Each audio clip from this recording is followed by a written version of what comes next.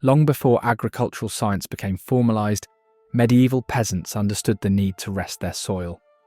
They practiced a rudimentary form of crop rotation, planting different crops in different fields each year to avoid exhausting nutrients. Typically, this three-field system involved rotating between a grain crop, a legume, like peas or beans, and a fallow field left to recover. This simple method increased yields and helped prevent famine, proving that peasant wisdom often matched or even exceeded the era's official science. When food was scarce or just bland, peasants turned to nature for flavour and nutrition. Wild herbs like nettles, sorrel, dandelion greens and purslane were gathered regularly. These plants added vital vitamins and minerals to diets dominated by bread and gruel. Nettles, though stinging when fresh, became a vitamin-rich soup ingredient once cooked. Peasants passed down foraging knowledge orally, teaching which plants healed, which seasoned, and which were poisonous. Without refrigeration, medieval people relied on smoking to preserve their meat and fish.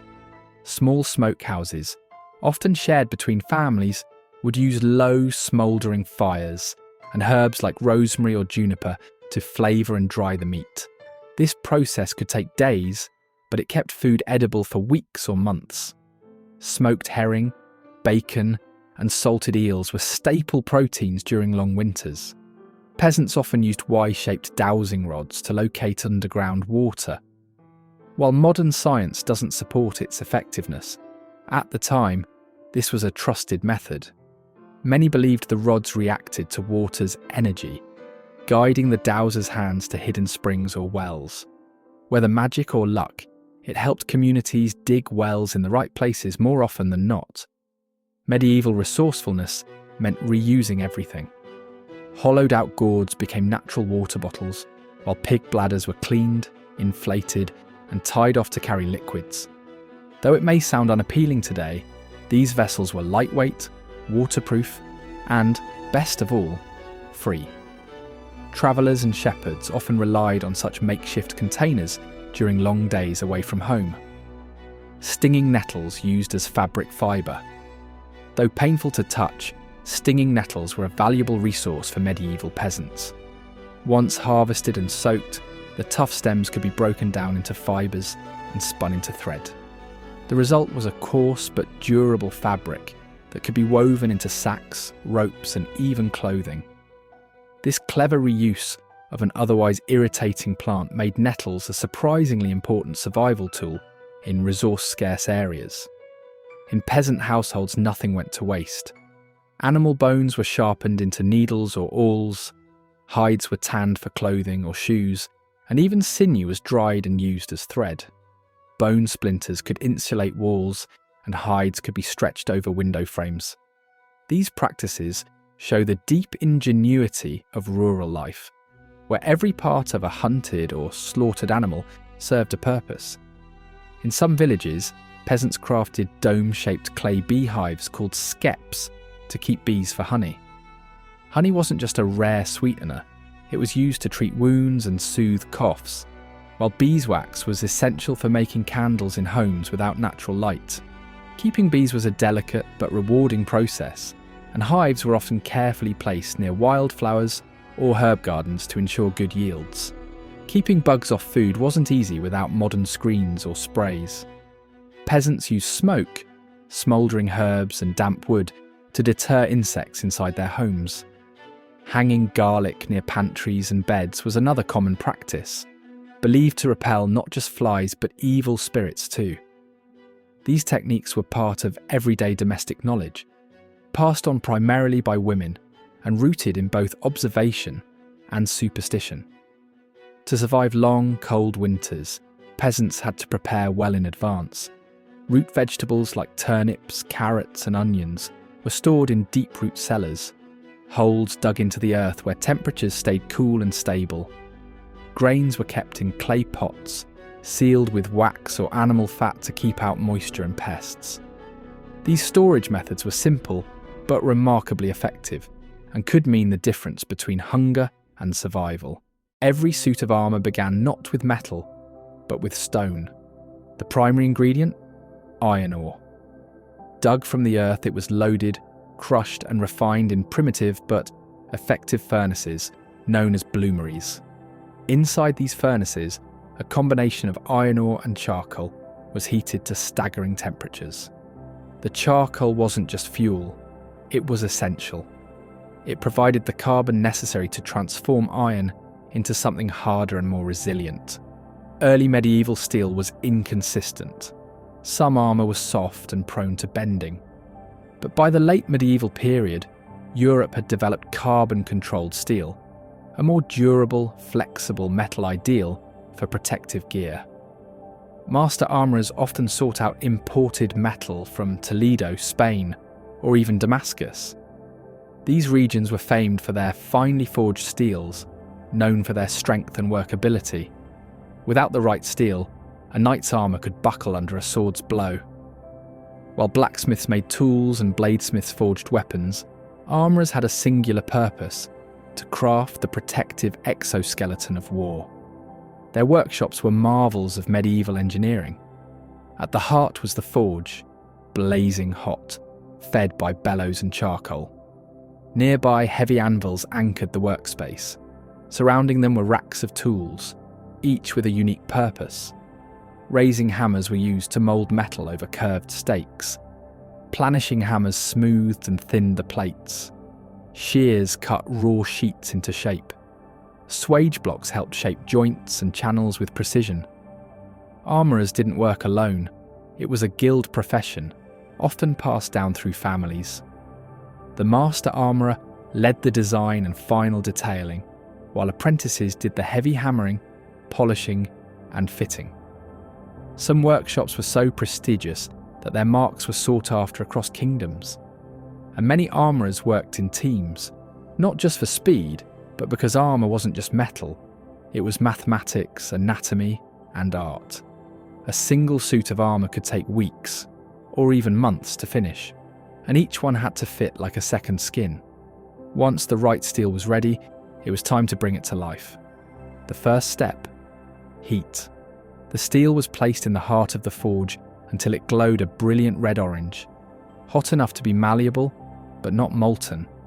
At this temperature, it could be shaped with precision, but only by experienced hands.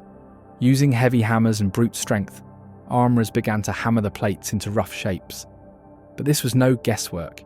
Templates, often made of parchment or wood, were laid out in advance, designed to match the knight's body exactly. After all, armour was no off-the-rack affair. Each piece was shaped for movement and protection, curved to deflect blows and tailored to the knight's unique frame. Two of the most essential techniques were raising and dishing. Raising involved hammering the steel over a rounded stake to create domes, ideal for helmets, pauldrons, and breastplates. Dishing did the opposite, hammering into a concave form to sink the metal into a bowl shape. It was loud, it was hot, it was back-breaking. But slowly, the rough steel became something greater. The iconic knight's armour was always made to order. No two suits were the same. A wealthy knight might travel hundreds of miles just to be fitted by a famous master armourer. Armourers used rivets, small metal pins, to connect overlapping pieces. Some rivets were tight, locking pieces into a solid shape.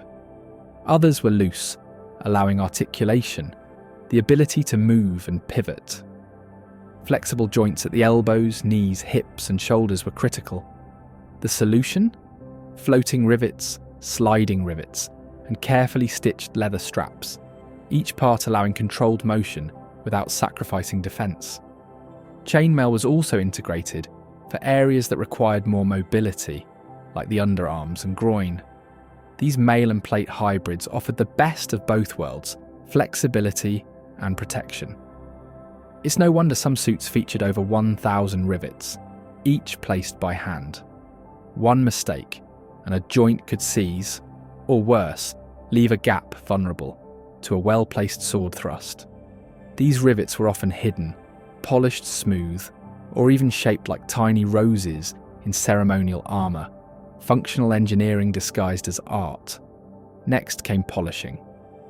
Using abrasive stones, pastes, and even powdered pumice, armourers and apprentices spent hours removing hammer marks and forging scars, turning dull grey steel into a mirror-like finish. Polishing wasn't just for looks. A smooth surface helped deflect blades and was less likely to catch mud or grime in battle. But for many knights, especially the noble and the wealthy, armour also had to dazzle. Etching used wax designs, symbols, heraldry, even animals and religious scenes, etched into steel using mild acid. The acid ate into the exposed metal, leaving intricate, permanent patterns. High-ranking knights took it further, commissioning gilded accents, silver overlays, enamel details, and stamped crests. Their armour shone like trophies. Steel alone doesn't make armour strong. It had to be tested, again and again. To ensure a suit could withstand the chaos of battle, armourers often performed proof testing. This wasn't metaphorical. They literally attacked the armour, striking it with swords, axes, and occasionally even firing arrows or early firearms at it. If the armour withstood the force, the maker would leave a small symbol stamped onto the plate, a proof mark. You'll often find these on the breastplate, where a knight was most vulnerable. These marks weren't decoration. They were a signature of trust, proof that the suit wasn't just beautiful, but battle-ready. Still, strength alone wasn't enough. A full suit had to strike the delicate balance between durability and weight. Most late medieval plate armour weighed between 45 to 60 pounds, no more than the gear of a modern firefighter or soldier.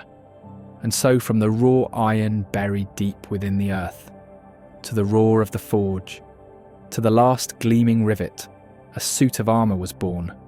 In the age of castles and catapults, it wasn't just sword or shield that shaped history. It was the armour, and the masters who made it. Forget basic bread and cheese. Medieval royalty dined like gods. From rare imports guarded like treasure to dishes so complex they required their own rituals, food was far more than fuel. It was power. It was pageantry. It was politics. Eggs weren't just breakfast. They were royal building blocks of luxury cuisine.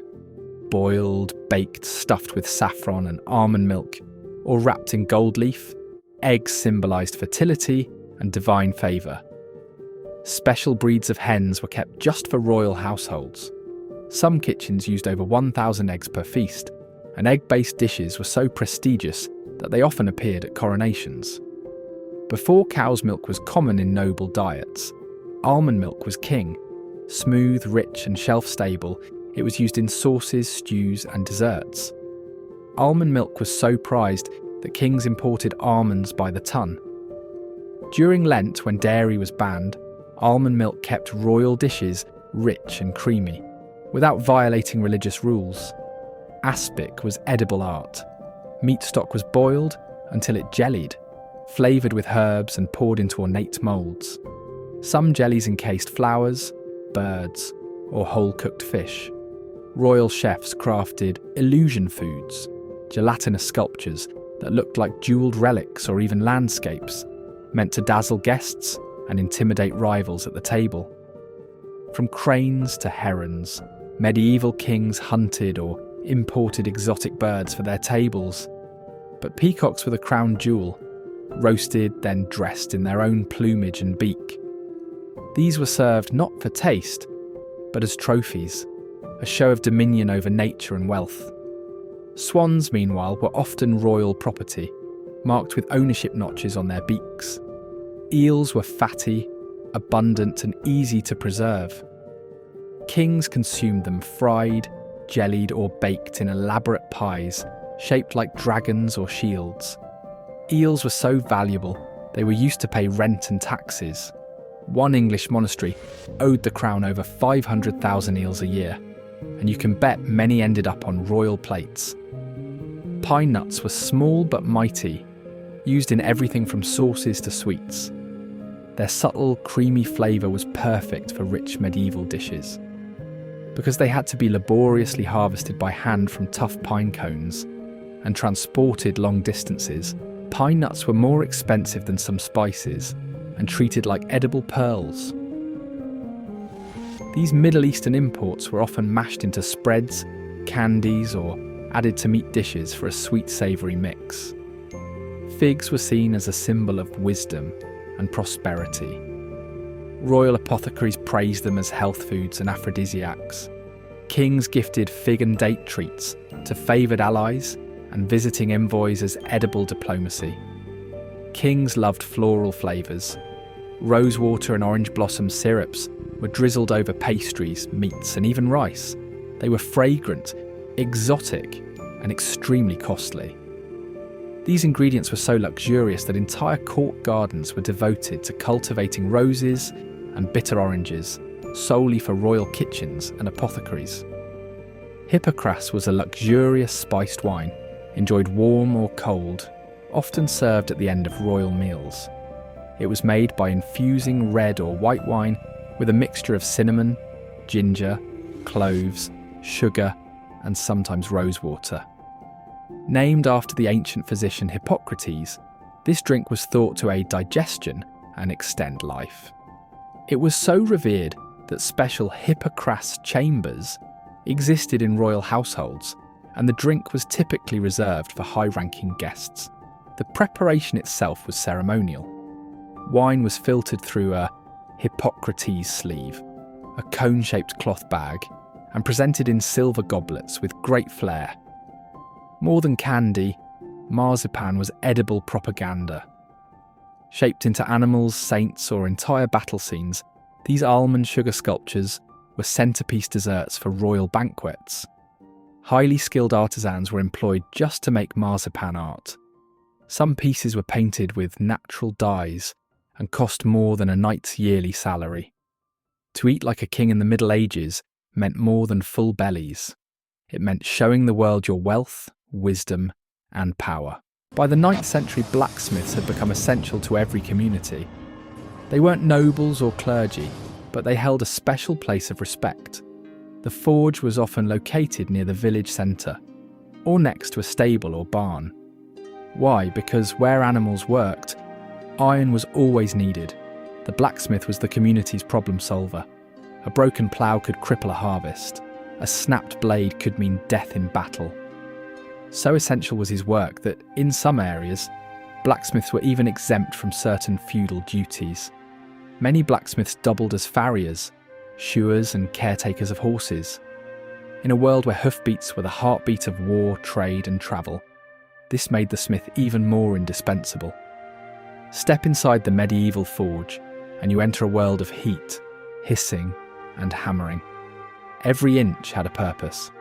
At the heart was the hearth, a charcoal-fueled fire so hot it could melt iron. The bellows, often made from leather and wood, fed oxygen to the flames and required constant attention. A large anvil, usually mounted on a tree stump, served as the smith's workbench. Then there were the tools, the flatter to smooth metal, the fuller to shape grooves, the hardy set in the anvil to cut hot metal, and the swage block, a sort of mould for making curves and standardised shapes. To harden the work, the smith quenched it in water or oil, producing that satisfying hiss we all know. In larger operations, especially near rivers, blacksmiths used trip hammers, massive water-powered hammers that could flatten metal faster than any man. Each tool had its own rhythm, each movement a dance between fire and force. The forge wasn't just functional, it was a theatre of transformation. A blacksmith's life was not easy. Days began at dawn and the work was relentless, physically demanding, scorchingly hot, and often dangerous. Every day brought new challenges. A farmer needed a scythe repaired, a carpenter needed nails, a traveller's horse threw a shoe. Sometimes a soldier came by with a sword that needed sharpening, or reforging. Most blacksmiths had help, usually 1 or 2 apprentices, who started young, sometimes as early as age 12. They learnt not just technique, but the rhythm of the forge, the feel of metal, the timing of heat, the art of endurance. Many forges were family-run. Wives kept the books, helped with sales, and even managed small repairs. Daughters sometimes learned the craft too, though they rarely received formal credit. He crafted and maintained the tools that fed the people. Ploughshares for turning soil, scythes for harvesting grain, axes for felling wood, hoes for planting crops, cauldrons, spits, knives, latches, hooks, all forged by hand, made to last. Many tools weren't sold for money, but bartered, exchanged for food, wool, or firewood. The economy of the medieval village was one of trust and trade, and some of these tools were so well made they were passed from father to son. A plough that fed generations, a knife that carved countless meals. Not every blacksmith made weapons. Bladesmiths and armoursmiths were often specialists. But the village blacksmith, he was the battlefield's mechanic.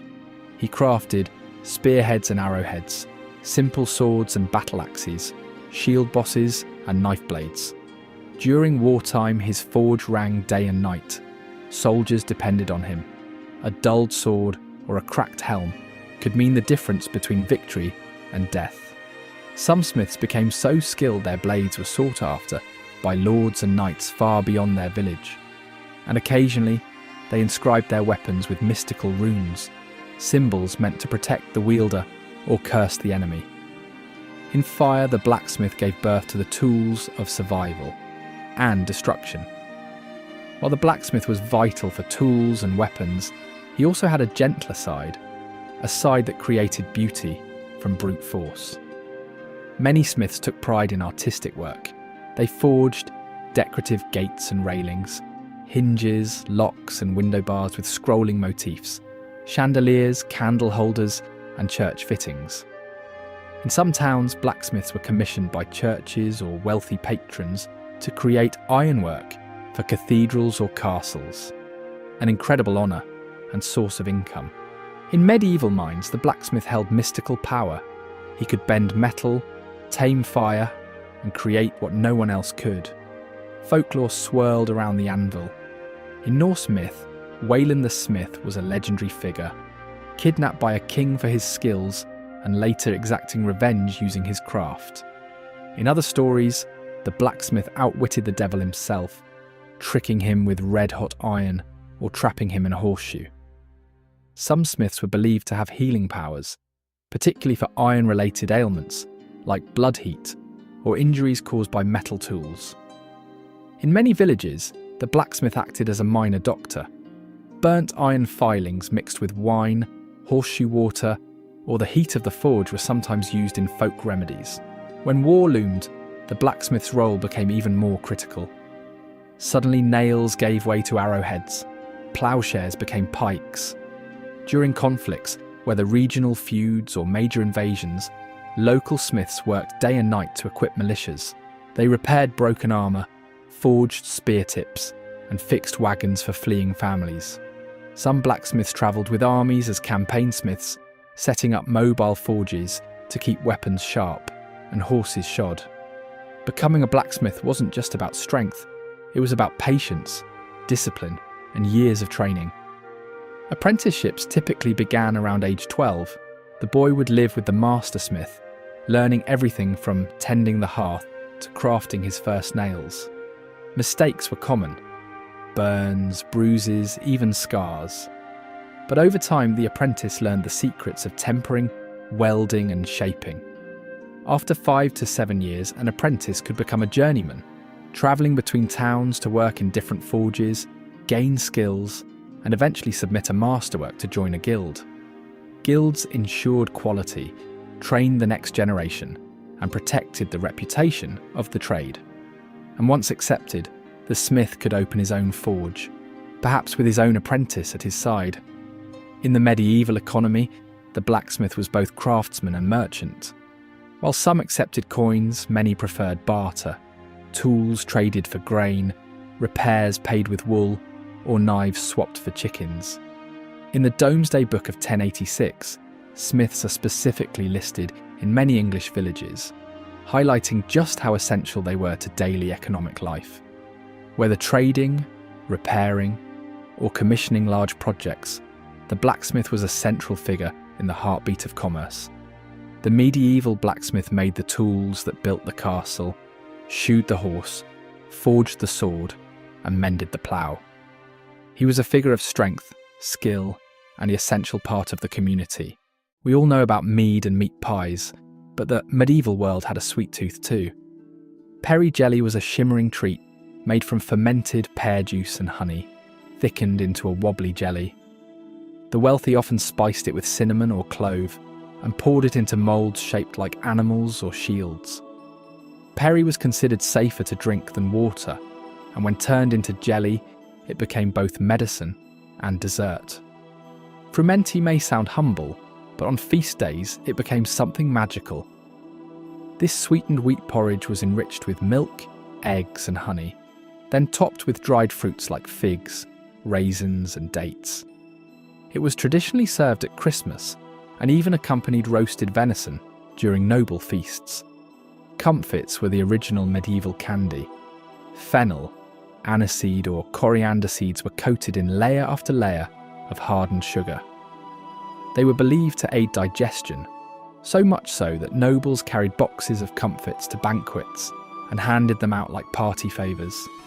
Apple muse was thick, warm and fragrant, a sort of medieval applesauce pudding. Apples were stewed with wine, breadcrumbs and spices like cinnamon and ginger.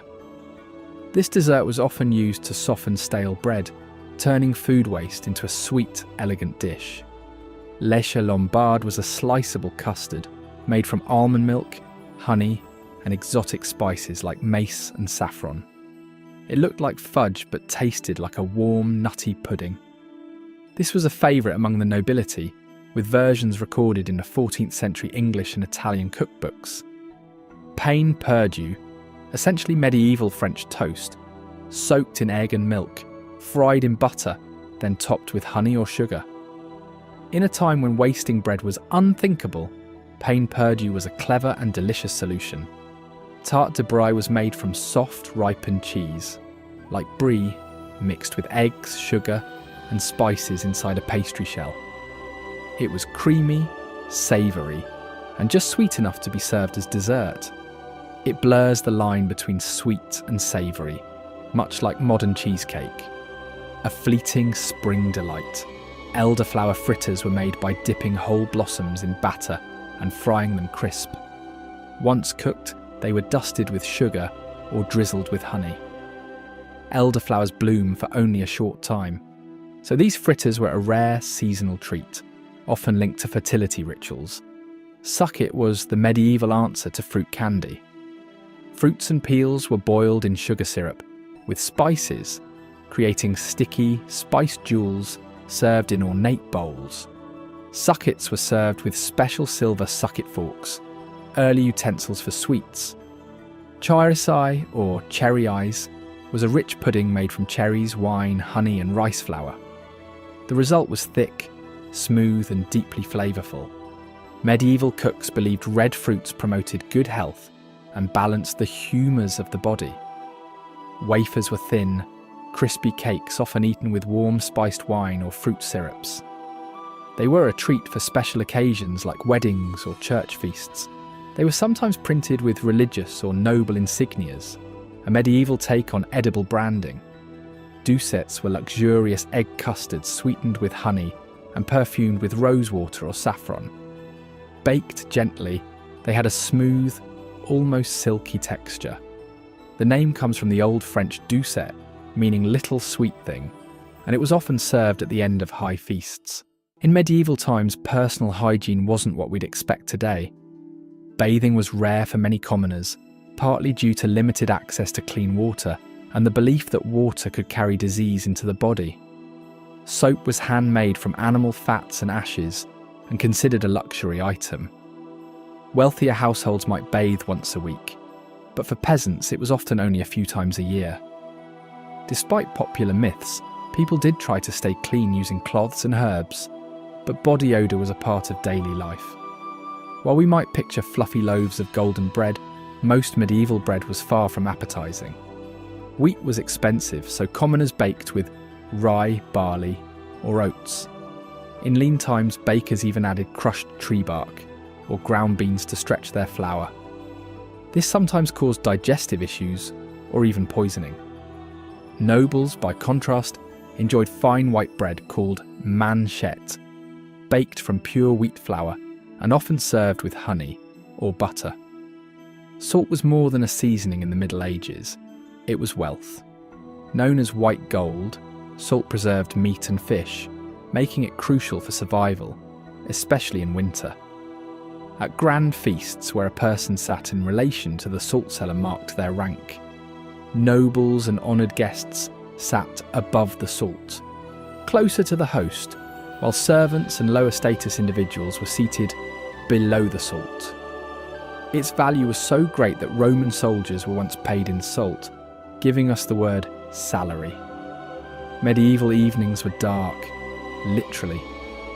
Most homes didn't have windows, and when the sun went down, people relied on candles or oil lamps for light.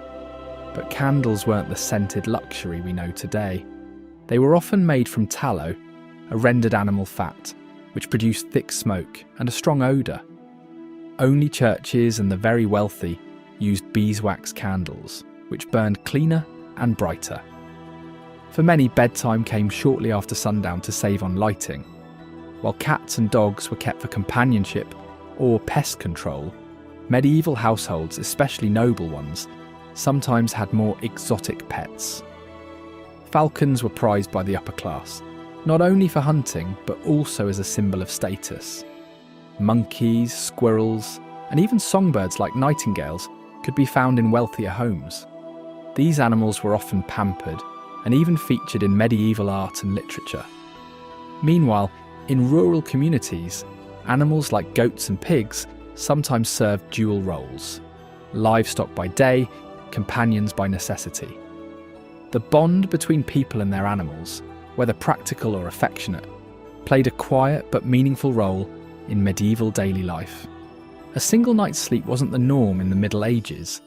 Historical records suggest that people followed a segmented sleep pattern: first sleep and second sleep. After going to bed at dusk, people would sleep for a few hours, wake around midnight, pray, read, or even visit neighbours, and then go back to sleep until dawn. This pattern matched the natural rhythms of candlelit life and limited daylight. It also allowed people quiet time for reflection in the middle of the night. In medieval times, oral hygiene was quite different from today.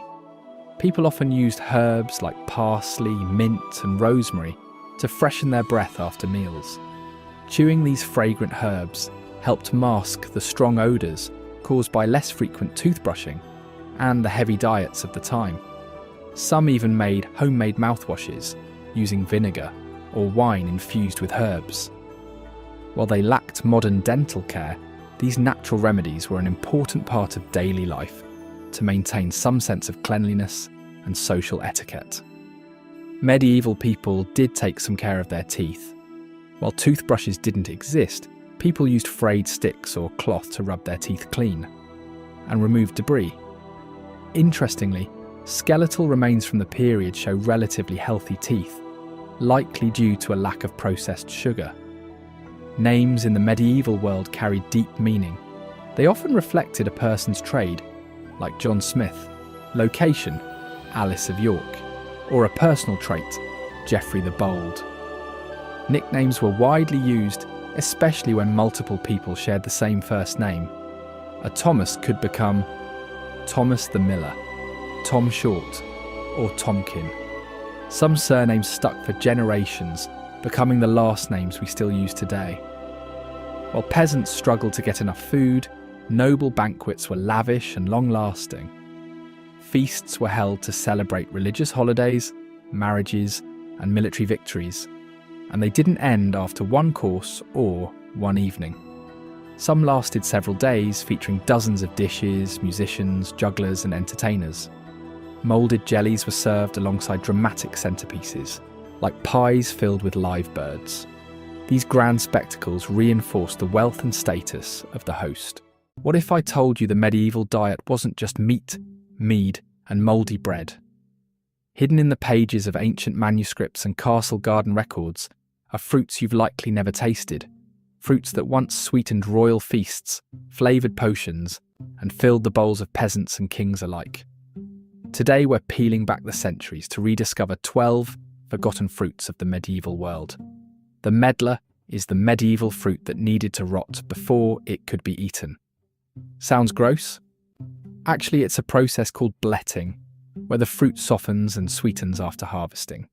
Once bletted, it has the texture of applesauce and a flavour often compared to spiced dates or baked apples. Shakespeare called it open-arse fruit because, well, take a look. Medlars were a delicacy in Tudor England and often featured in pies and preserves. They also symbolised decay and time, making appearances in poetry and art. Looking like a lumpy apple and smelling like perfume, the quince was once more popular than apples themselves.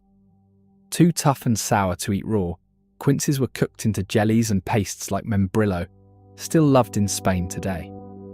In medieval Europe, quince was also prized for its medicinal properties. It was believed to aid digestion, sweeten breath, and even strengthen the heart. Also known as Juneberries, these small blue-purple fruits taste like a mix of blueberries and almonds. They were often foraged by villagers and baked into rustic tarts. Their name may come from Appalachian funerals. Service berries bloomed when the ground thawed enough to hold burial services. Sloe berries are as medieval as chainmail. These tart fruits from the blackthorn tree were turned into syrups, vinegars, and the ancestor of modern sloe gin. People never ate them raw. They're far too astringent. Instead, they were steeped in alcohol or sweetened with honey to bring out their deep, plummy flavour. The cornelian cherry may look like a cranberry, but its taste is tangy and citrusy, like sour cherry and lime. Popular in Byzantine and Eastern European cuisines, this fruit was often made into jams, fermented drinks, and even pickled. Romans loved it too. Legions carried the tough wood for spears and the fruit for energy. Mulberries were so beloved in the Middle Ages, some monasteries cultivated them for their sweet juice and for silkworms, which feed exclusively on mulberry leaves. The black mulberry, in particular, was eaten fresh, dried, or turned into wine, and they stain everything, a symbol of fleeting beauty and often linked to ancient myths like Pyramus and Thisbe. Tiny, tangy, and electric red, barberries were prized for their zing. Used in medieval sauces and syrups, they also served medicinal purposes, especially for fevers. Though banned in some areas due to a link to wheat diseases, they remained popular in kitchens and gardens until forgotten by modern diets. Damsons are the dark horse of the plum family. Tart and tannic, they were perfect for stewing with meat, making jams and even flavouring ale. The name may trace back to Damascus, suggesting a long journey from the Middle East to the English orchard.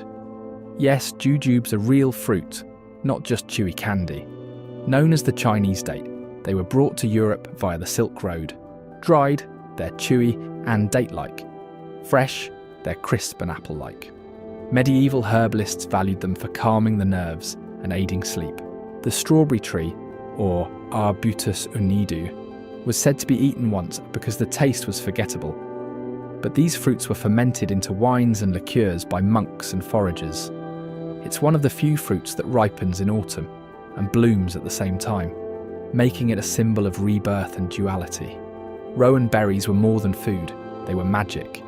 Medieval people believed the tree protected against witches and evil spirits. When cooked, the bitter berries made excellent jelly, often paired with game meats.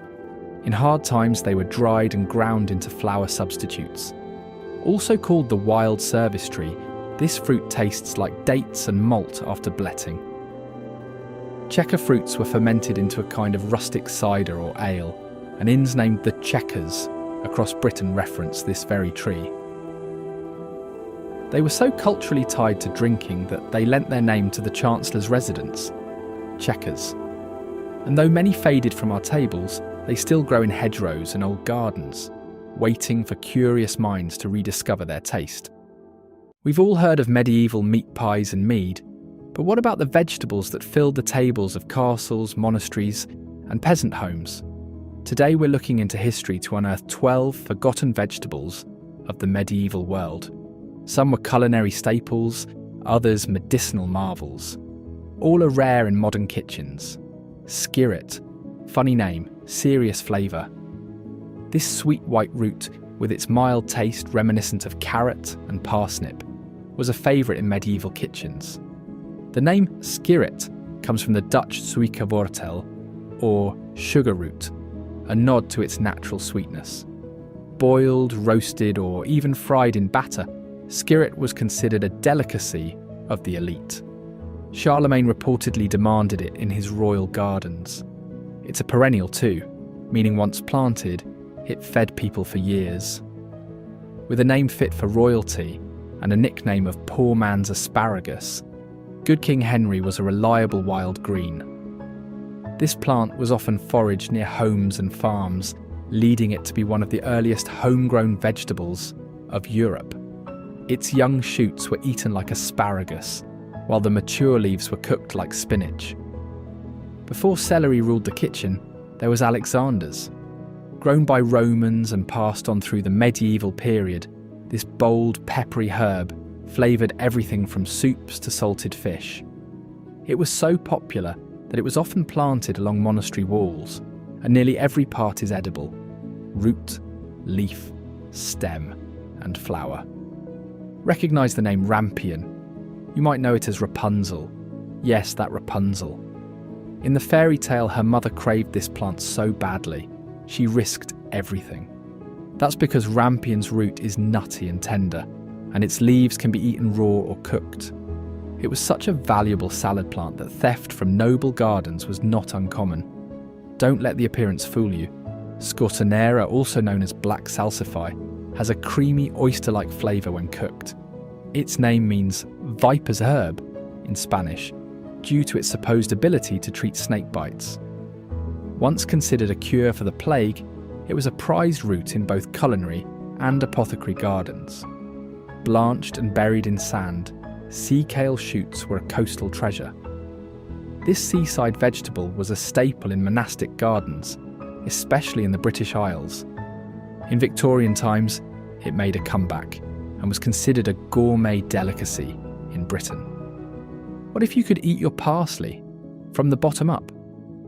Parsley root is a forgotten cousin of the common herb, cultivated for its white, aromatic root.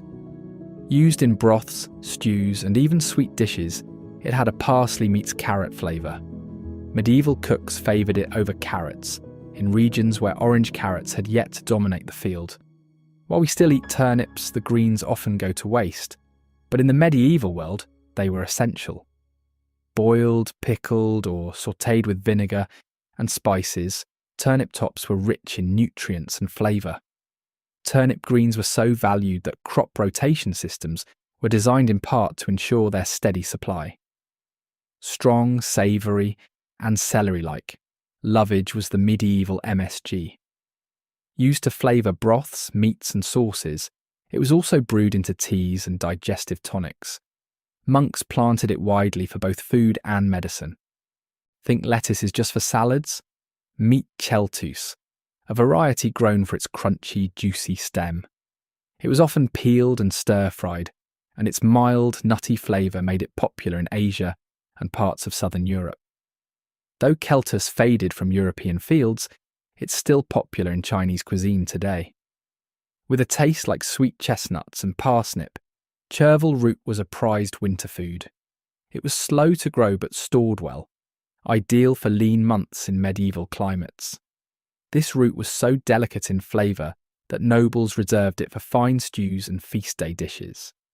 We still use the root to spice up our roasts, but in medieval times, horseradish leaves were just as important. Their peppery bite added kick to meat pies, sausages, and fresh salads. Beyond food, horseradish was thought to cure everything from scurvy to snake bites. Truly a hot commodity. From castle banquets to peasant stews, these vegetables once fed medieval Europe with flavour, variety, and vital nutrients. Welcome to the chaos and charm of the Middle Ages.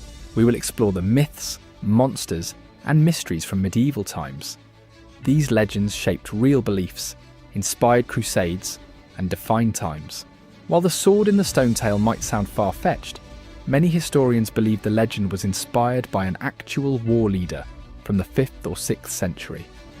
This mysterious figure supposedly led British forces against Saxon invaders, laying the foundation for centuries of Arthurian legends.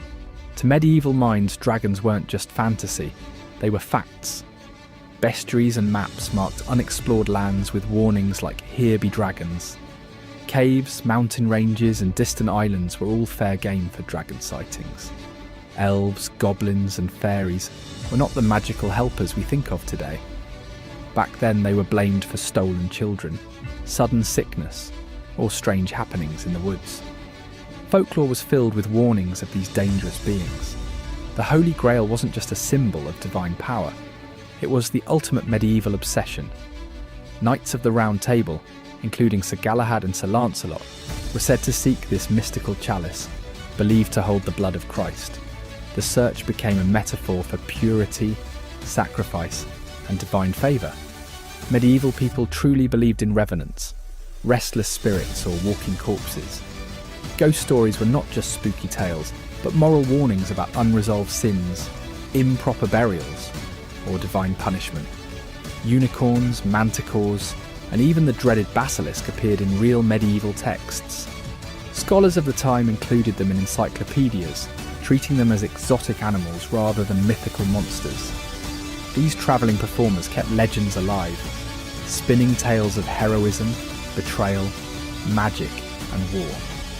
Their stories were entertainment, history, and moral lesson all rolled into one. Merlin wasn't just a magician in stories. Some medieval people believed he had actually existed and possessed prophetic powers. Chronicles and religious texts sometimes referred to him as a sage who foresaw great wars and the rise of kings. The tale of Beowulf slaying Grendel and a fire-breathing dragon is one of the earliest surviving epic poems in English.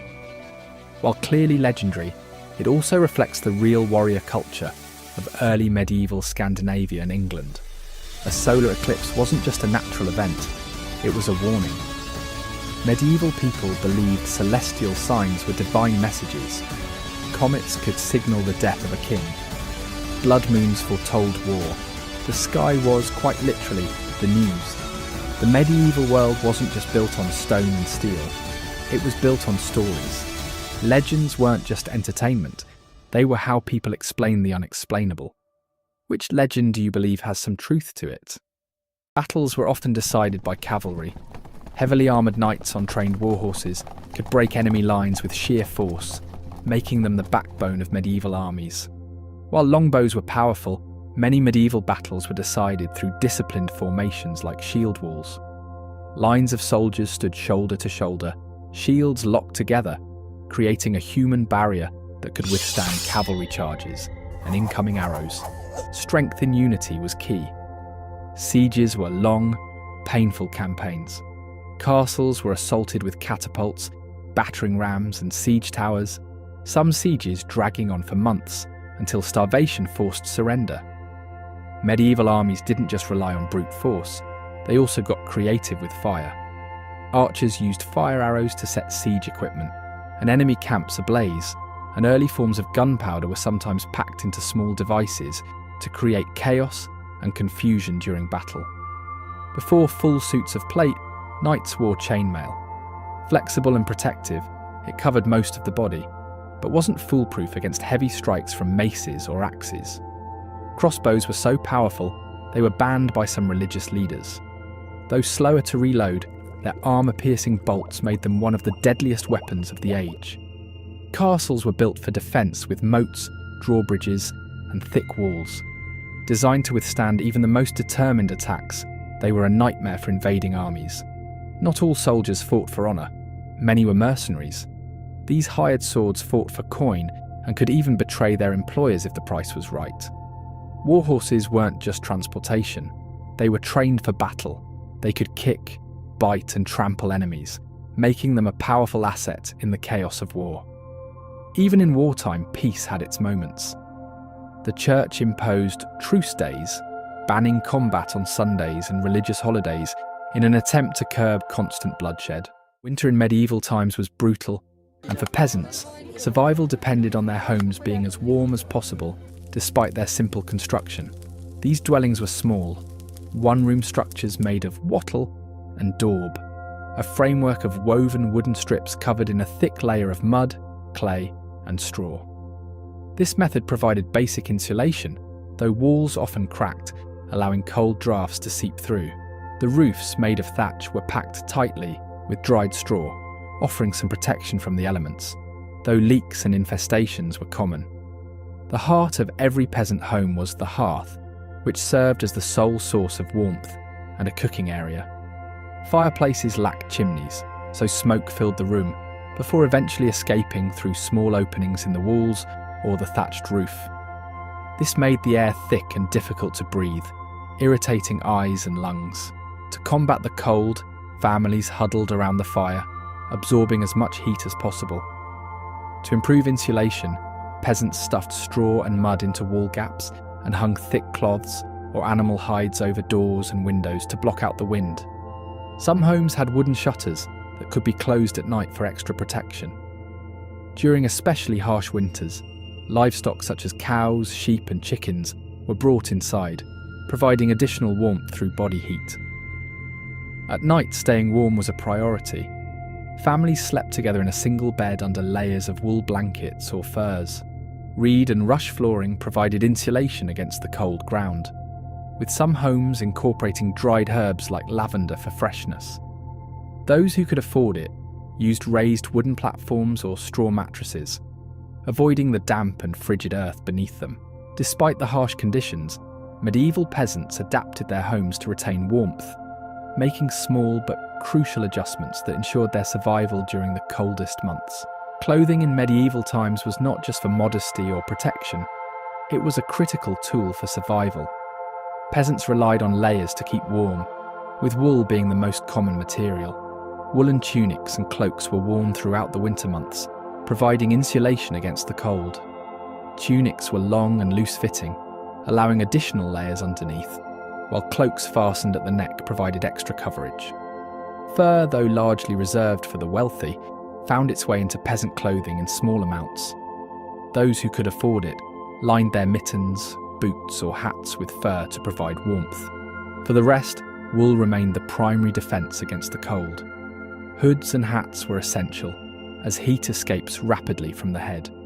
Many wore woolen caps or hoods with long tails that could be wrapped around the neck like a scarf, offering extra insulation. Beneath their outer layers, peasants typically wore linen underclothes, which helped wick moisture away from the body. Staying dry was crucial, as damp clothing could lead to illness. Footwear options were limited, leather shoes were expensive and wore out quickly in muddy conditions. Many relied on wooden clogs or simply wrapped their feet in rags, stuffing them with straw or wool to keep warm. A particularly useful feature of medieval winter clothing was the inclusion of removable layers. Some garments were designed with inner linings that could be added or removed as needed, allowing peasants to adjust to fluctuating temperatures. This practical approach to dressing allowed them to stay warm while maintaining mobility for daily work. Surviving the winter required careful planning and food storage. Without modern refrigeration, peasants relied on time-tested preservation methods to ensure they had enough to eat. Meats were salted, smoked, or dried to prevent spoilage, while root vegetables like turnips, carrots, and onions were stored in underground pits lined with straw to keep them fresh. Grains such as barley and rye were stored in sacks and used for making bread and porridge throughout the season. Drinking water was risky due to contamination, so ale was the primary beverage. Even children drank it, as the fermentation process made it safer than water. Though weak in alcohol content, it provided essential calories and warmth. To avoid running out of food, peasants practiced fasting and rationing. Meals were carefully portioned, and every bit of food was used efficiently. This meant reusing bones for broth, stretching ingredients into soups, and finding creative ways to make supplies last through the long months of scarcity. The agricultural cycle slowed significantly, leaving only a few hardy crops like cabbage, leeks and root vegetables, which could still be harvested from frozen ground. This limited yield became a crucial supplement to their stored food for survival through the cold months. With the fields frozen and many tasks on hold, peasants turned their efforts inward. A significant portion of the day was devoted to maintenance work, repairing buildings, fixing tools, and ensuring that homes were weatherproofed against the harsh winter elements. The bitter cold made fires essential for warmth and cooking, so gathering firewood became one of the most important chores. Every able-bodied member of the household, from the elderly to the children, would help gather what little dry wood could be found.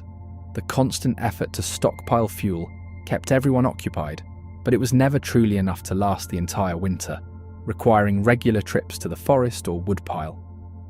Another necessary task in winter was caring for livestock. Without access to fresh pasture, feeding animals became more difficult, and the winter diet of hay and grain was not always sufficient. Peasants spent time ensuring that the animals, cows, sheep, goats and pigs, had enough food to survive the season. Though some animals, like chickens, could be kept in small coops near the warmth of the hearth, others were housed in barns where constant attention was required to prevent frostbite or illnesses. The cold months also offered peasants the time to complete indoor tasks that had been put off during the busy harvest season. Women would spin wool, weave fabric, and mend clothing that had been worn thin during the previous year. Clothes were carefully patched up to avoid any waste, as any fabric, thread, or cloth was precious. Shoes, often worn until the soles were worn through, were repaired by cobblers or by the peasants themselves. The need for warmth extended beyond clothing. With less work to be done outdoors, social life became crucial in maintaining both physical and mental health.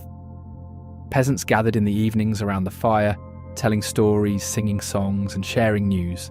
Families would visit each other, exchanging food, drink, and occasionally small gifts.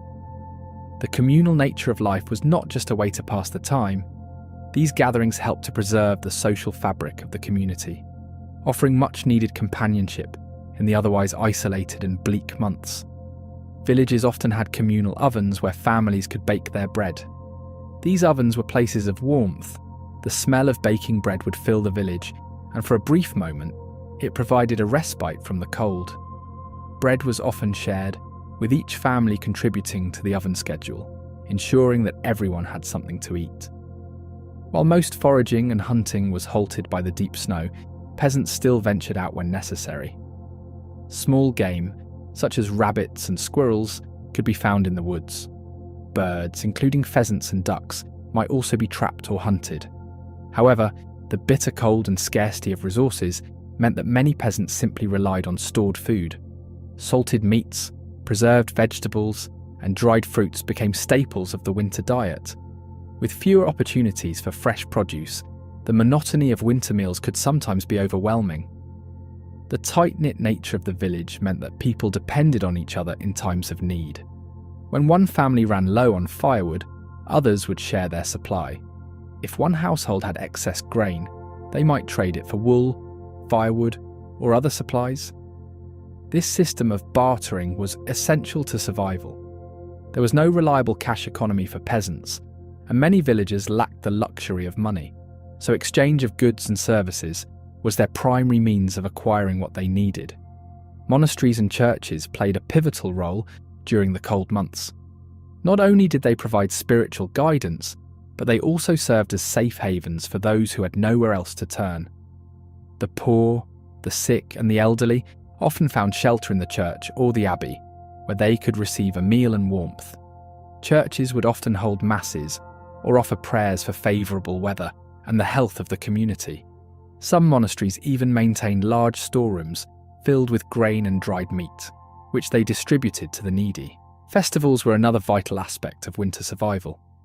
Despite the grueling conditions, religious celebrations like Christmas and Twelfth Night provided peasants with a much-needed break from the hardships of the season. These festivals were filled with food, drink, dancing, and singing. They were a brief respite from the cold and isolation, reminding people of their shared humanity and the promise of spring. Superstitions also played a large role in winter survival. Many peasants believed that the harshness of winter, illness, and even bad harvests could be influenced by supernatural forces. Offering prayers to saints, burning special herbs, or lighting candles at particular times were all ways to ward off evil spirits. Some would also hold rituals at the winter solstice, hoping for a prosperous and mild year ahead. The cold weather, combined with the lack of sunlight and limited nutrition, made medieval winters a breeding ground for illness.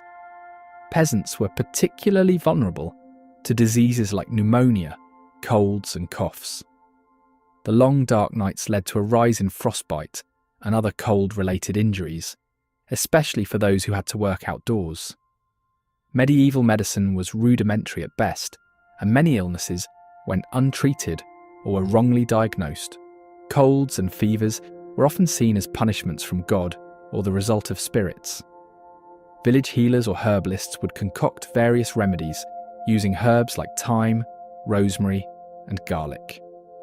These remedies were thought to have medicinal properties, but often they were little more than soothing concoctions to ease discomfort. Warm teas made from honey, ginger, and elderberry might offer some relief from cold symptoms, and poultices made of crushed herbs were applied to sore throats and aching joints.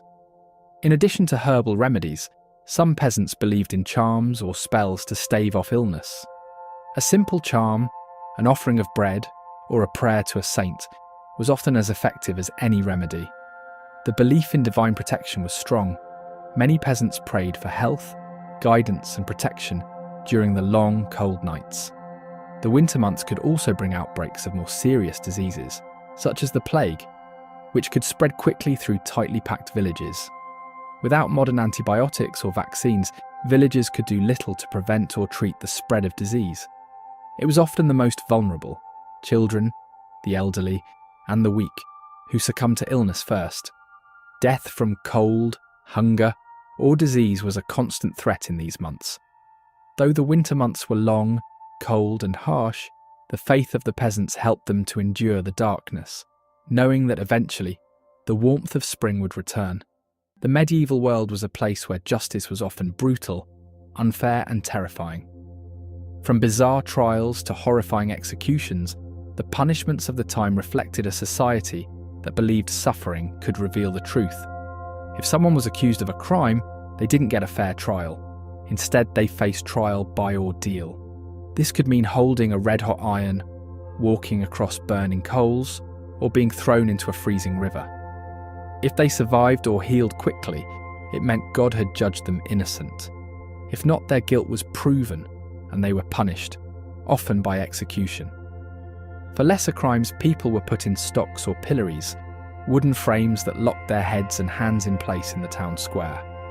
There they were pelted with rotten food, mud, and even stones by angry crowds. This punishment wasn't just about suffering, it was meant to shame criminals so they wouldn't repeat their offences. Anyone suspected of witchcraft faced torture, forced confessions, and execution. Many were burned at the stake or hanged.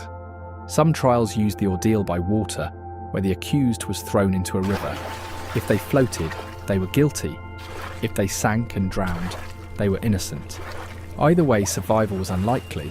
Believe it or not, animals could be charged with crimes like destroying crops, attacking people, or even stealing.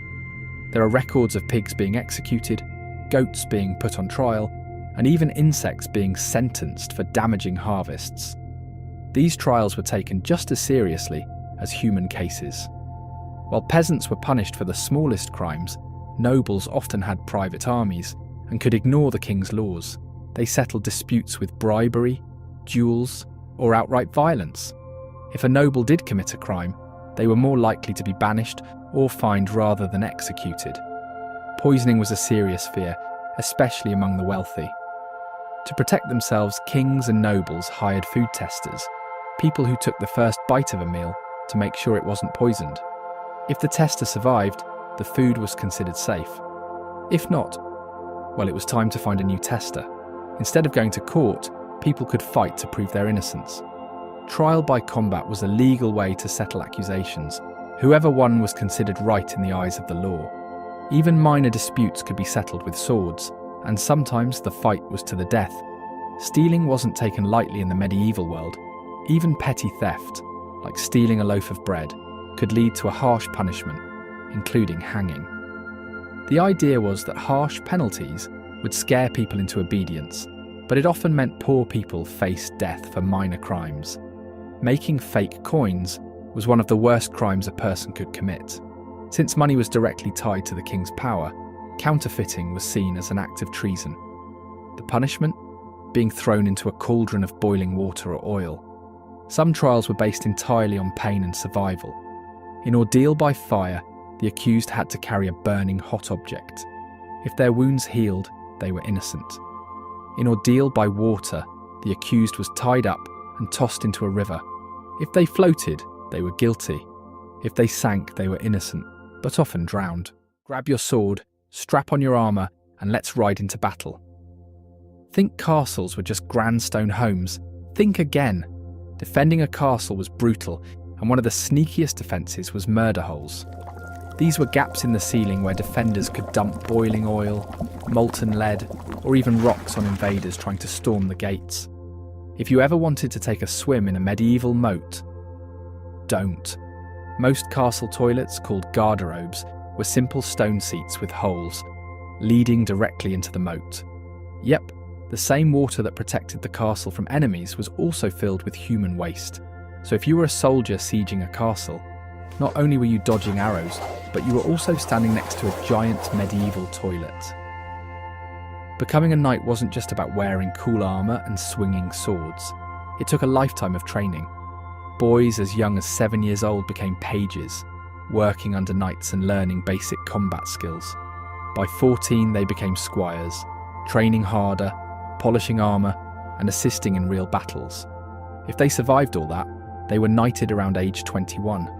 No participation trophies here. If you couldn't keep up, you were out. Ever heard the myth that knights in full armour couldn't move? That's completely false. A full suit of plate armour weighed 80 to 100 pounds, but it was so well designed that knights could run, climb, and even do somersaults in it. Some knights even wrestled and fought on foot in full armour, proving that they weren't just walking tin cans. Jousting wasn't just a sport, it was a death match on horseback. Two knights charged at full speed, aiming their lances to shatter on impact. Even though they used blunt lances, knights often died from broken necks, concussions, or even splinters piercing their eyes. In one famous case, King Henry II of France was killed in a joust when a lance splintered through his eye socket. Talk about a painful way to go. The longbow was one of the deadliest weapons of the Middle Ages. Unlike short bows, these could pierce knight armour from over 200 yards away. At the Battle of Agincourt, 1415, English longbowmen decimated the French knights, proving that you didn't need heavy armour to win battles. You just needed a really, really big bow. Castles were built for defence, but if things got too dangerous, lords had hidden tunnels to escape a siege. These tunnels, called sally ports, led to secret exits beyond the castle walls, allowing defenders to sneak out, surprise the enemy, or even escape unnoticed. So if you ever feel trapped, just remember, medieval lords had a backup plan. Not all knights served kings, some joined mysterious warrior orders. The Knights Templar, Teutonic Knights, and Hospitallers were elite warriors sworn to protect pilgrims and fight in holy wars. Many of these knights became legendary, with some believing they guarded sacred relics like the Holy Grail. Their secrets remain shrouded in mystery, with some even inspiring legends of hidden treasure. Forget soccer or basketball. If you were a noble in medieval times, your favourite sport was hunting with falcons. Falconry was a status symbol, with trained birds hunting rabbits, pheasants, and even small deer. Only the wealthiest nobles could afford rare falcons from the Middle East, making them a prized possession in medieval courts. Think of it as having a luxury sports car, except it's a bird. Dogs and horses were common nightly pets, but some took it to the next level. They kept bears as pets. Knights returning from wars sometimes brought back exotic animals. Some even trained bears for hunting, or had them fight in tournaments for entertainment. Imagine riding into battle with a trained war bear. Now that's medieval madness. Medicine in the Middle Ages was questionable, at best. If you were sick, your chances of survival depended more on luck than actual science. Let's take a look at some of the wildest medical practices and superstitions of medieval times. Feeling sick? Just drain some blood. Bloodletting was one of the most common treatments for everything. Fevers, headaches, infections, you name it. The idea was that illnesses were caused by an imbalance of bodily fluids, so removing blood would rebalance the body. Problem was, it often made people weaker or even killed them. Believe it or not, medieval doctors tasted urine to diagnose illnesses. They believed the colour, smell and taste revealed a patient's condition. Imagine walking into a doctor's office today and being handed a cup of pee for a taste test. Yeah, hard pass.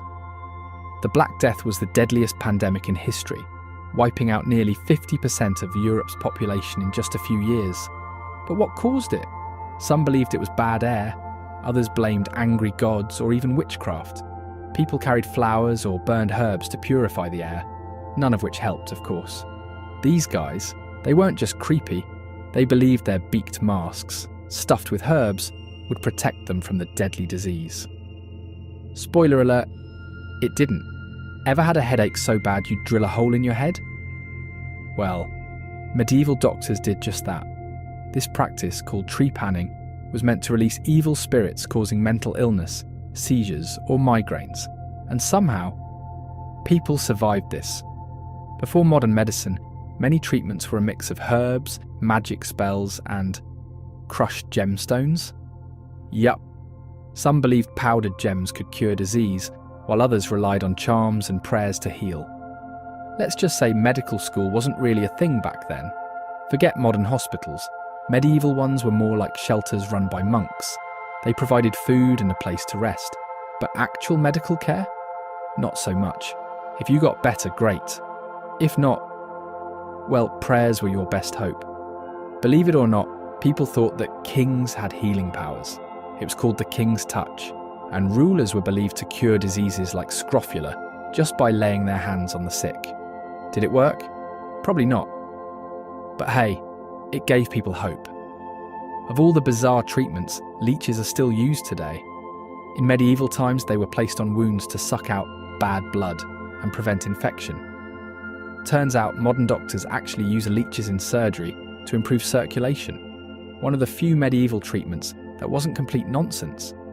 Giving birth in medieval times was dangerous, so midwives relied on prayers, amulets, and herbal remedies to protect mothers and babies. Superstition and medicine often went hand in hand, because back then, any bit of luck was needed to survive.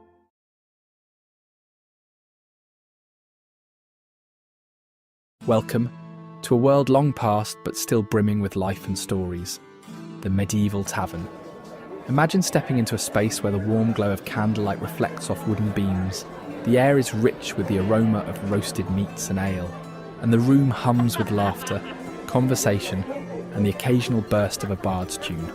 So grab a seat by the fire, raise a tankard, and join us as we step into the lively world of the medieval tavern. Taverns were far more than just places to eat and drink. They were essential stops for weary travellers, offering shelter, a warm meal, and a safe place to rest for the night. For merchants on long journeys, they provided opportunities to network, trade goods, and share news from distant lands. There were different types of taverns catering to various needs. The most common were ale houses, humble establishments frequented by peasants and labourers. Here, the focus was simple: a hearty drink and basic food to keep you going. Inns, on the other hand, offered more amenities, including lodging for travellers who needed a place to stay overnight. For the wealthy and noble class, high-end establishments provided finer accommodations, often with imported wines and exotic foods to suit their refined tastes. Taverns weren't just for individuals passing through. They often acted as informal community centres. Locals would gather to discuss village matters, celebrate special occasions, or even hold town meetings. In some cases, taverns doubled as courtrooms, where disputes were settled over a mug of ale. Tavern signs played a crucial role in medieval towns. Since many people couldn't read, these signs used symbols to represent the establishment. A red lion, a swan, or a cluster of grapes would signify a place to stop for a drink. They also helped travellers find their way in an unfamiliar town.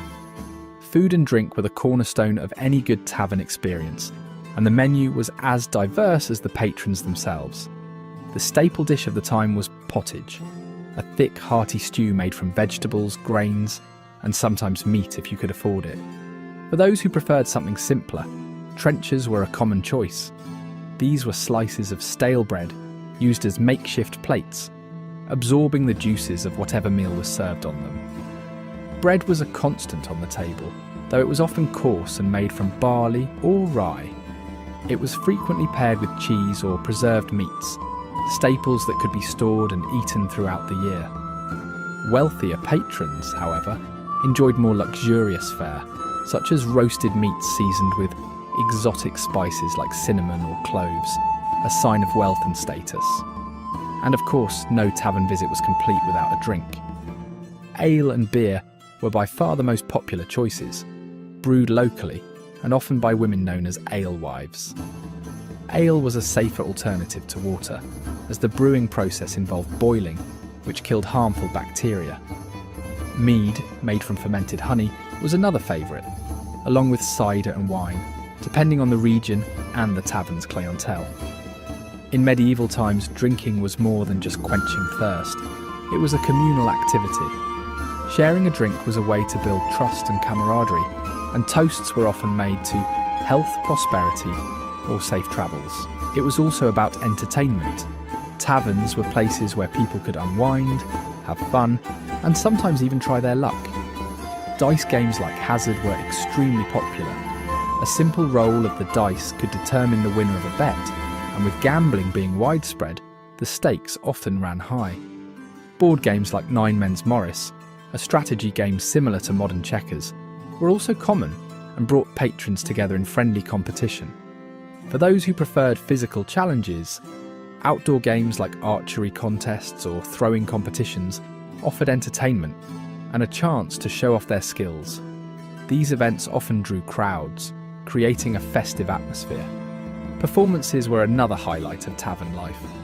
Minstrels and bards entertained patrons with songs, tales of heroism, and even the latest news from afar. Occasionally, travelling actors or jesters would stop by to perform comedic skits, adding humour to the evening's revelry. Gambling was a common pastime, whether on games, contests, or even on each other's skills. But to ensure fairness, some taverns implemented their own house rules, a set of guidelines that kept disputes to a minimum and the games running smoothly.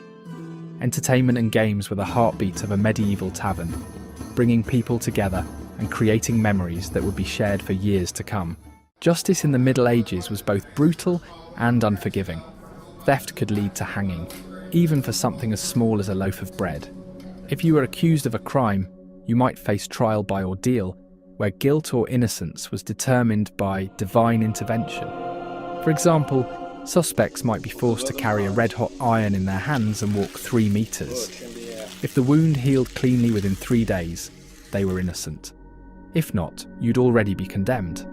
For lesser crimes, public humiliation was the order of the day. Stocks and pillories were commonplace, and villagers were encouraged to throw rotten food, or worse, at the accused.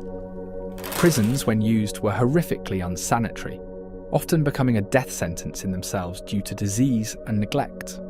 The concept of mercy was virtually non-existent, and the punishments meted out served as gruesome deterrents for would-be offenders.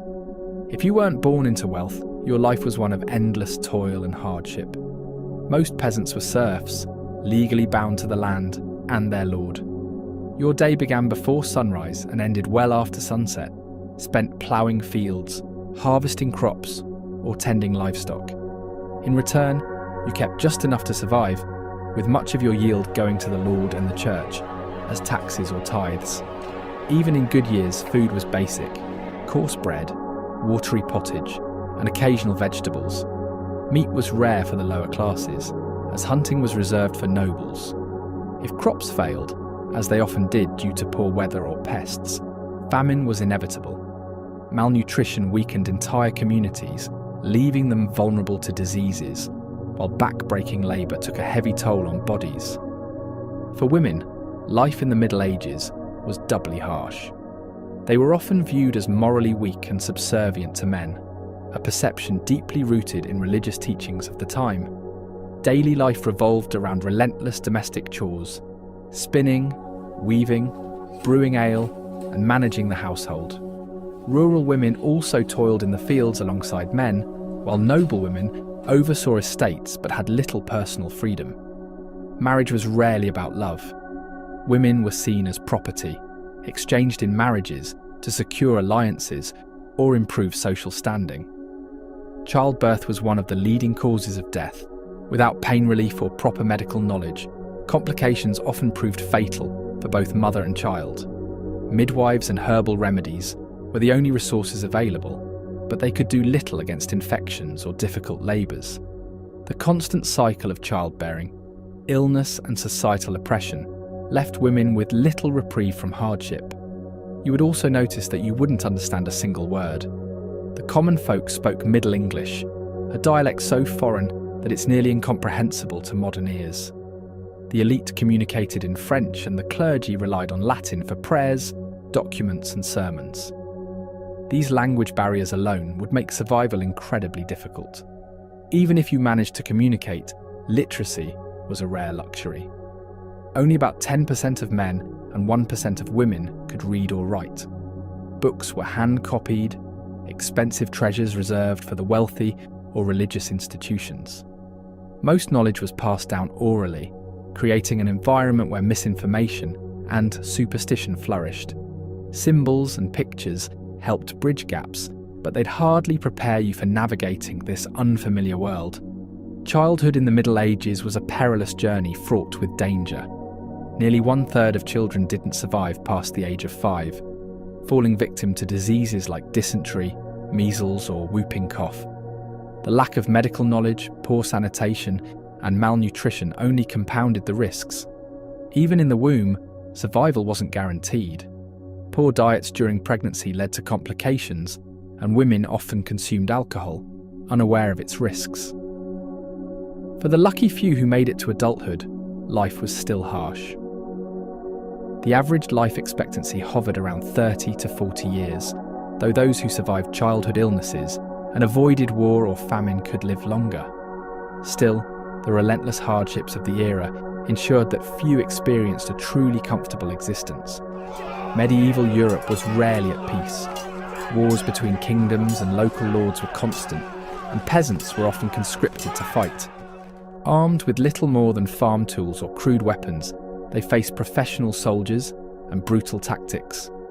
Casualties were high, and even if you survived the battlefield, the aftermath of war brought famine, disease, and economic ruin. The Crusades, the 100 Years' War, and countless smaller skirmishes claimed millions of lives. Villages were razed, livestock stolen, and fields burned, leaving entire communities destitute. The horrors of war weren't confined to the battlefield. Civilians often bore the brunt of the violence, living in perpetual fear of raids and invasions. Even the wealthy weren't immune to the dangers of medieval life. Fancy glazed pottery and leaded goblets were common at noble tables, but they often leached lead into food and drink. Chronic lead poisoning caused symptoms such as headaches, memory loss, and even death.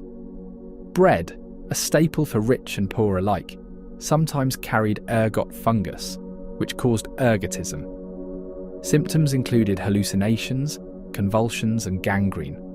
Outbreaks of ergotism could devastate entire villages and may have inspired tales of witchcraft or mass hysteria. The combination of poor hygiene, contaminated food, and toxic materials created an environment where health was constantly jeopardized. The Middle Ages were a far cry from the romanticized tales we imagine. Disease, famine, violence, and ignorance defined daily life, and even the wealthy faced dangers unimaginable today. While we admire the art, architecture, and traditions of the period, one thing is clear: surviving even a single day in the Dark Ages would be a monumental challenge. The year is 1347. A mysterious and deadly disease has swept across Europe. Known as the Black Death, this pandemic comprised 3 forms of plague: bubonic, septicemic, and pneumonic. Together they ravaged the continent, reducing its population by as much as 50%. The question is, could you have survived? We'll explore the methods, some ingenious, others harsh, that might have kept you alive. Through these historical lessons, we uncover strategies for resilience that still hold relevance today. The pneumonic plague spread through airborne droplets, while the bubonic variety relied on fleas carried by rats. Urban centres, with their crowded streets, poor sanitation, and abundant rodent populations, became epicentres of the pandemic. To survive, the first rule was clear: stay away from the cities. Those who lived in rural areas or could escape to isolated villages significantly increased their chances of survival. Cities were hotbeds of infection, with dense populations exacerbating the rapid transmission of disease. For many, retreating to the countryside wasn't just an option, it was a necessity. Think of this as a medieval form of social distancing.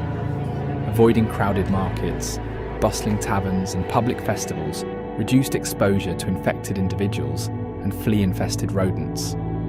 Isolation from these urban centres proved to be one of the most effective survival strategies. The practice of quarantine, a concept still used today, has its roots in the Black Death. In Venice, authorities required incoming ships to anchor offshore for 40 days, a practice known as 40 giorni, the origin of the word quarantine.